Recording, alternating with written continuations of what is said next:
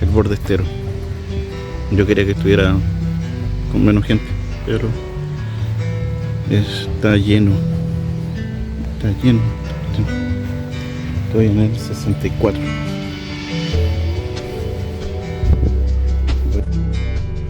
Hay más carpas del Camping Borde Estero.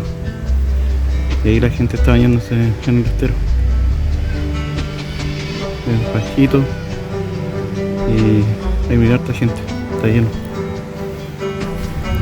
Yo voy a los baños que están allá. Están un poco lejos y parece que son los únicos que hay. Ahí podrían mejorar un poco.